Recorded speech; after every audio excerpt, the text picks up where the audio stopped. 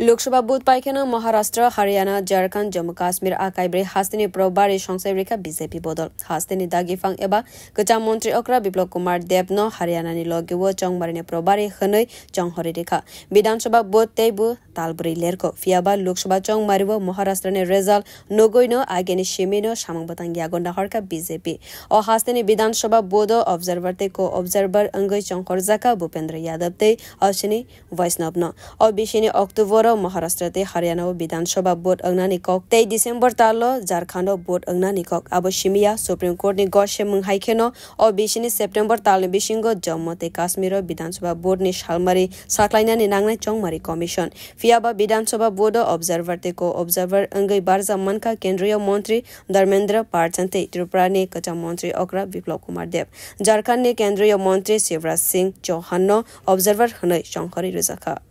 Bureau report कक खरां।